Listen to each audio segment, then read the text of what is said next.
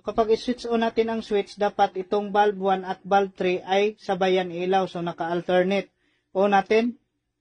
Kapag i-switch on naman natin ang switch to, dapat itong bulb 2 at bulb 4 sabay din yan ilaw. Naka-alternate din. Paano mag-wiring ng tugang switch? Ang unang switch, kinukontrol niya dito yung bulb 1 at bulb 3. Ang pangalawang switch naman, kinukontrol niya dito yung bulb 2 at bulb 4.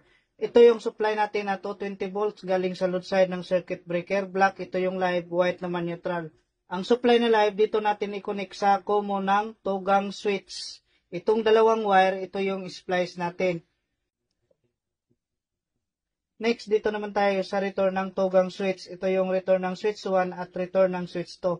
Sa return ng switch 1, dito natin i-connect ang supply na live ng bulb 1 at supply na live ng bulb 3. Bali, itong tatlong wire, ito yung splice natin.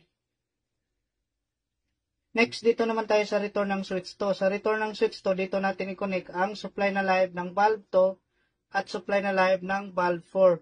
Bali, itong tatlong wire, ito yung splice natin. Next, dito naman tayo sa supply na neutral. Sa supply na neutral, dito natin i-connect ang supply na neutral ng bulb 1, supply na neutral ng bulb 2, supply na neutral ng bulb 3, at supply na neutral ng bulb 4.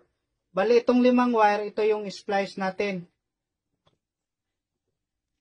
Next, ikabit naman natin dito ang common wire at dalawang return dito sa tugang switch.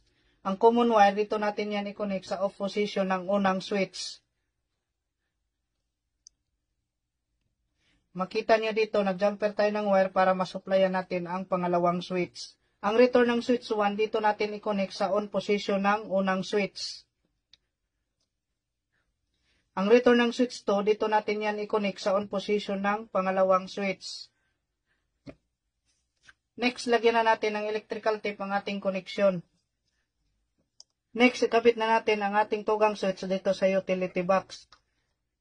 Next, ikabit na natin ang ating bulb 1, bulb 2, bulb 3, at bulb 4. Next, una natin ang ating circuit breaker. So, kapag i-switch on natin ang switch, dapat itong bulb 1 at bulb 3 ay sabayan ilaw. So, naka-alternate.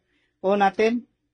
Kapag i-switch on naman natin ang switch 2, dapat itong bulb 2 at bulb 4 sabay din yan ilaw. Naka-alternate din.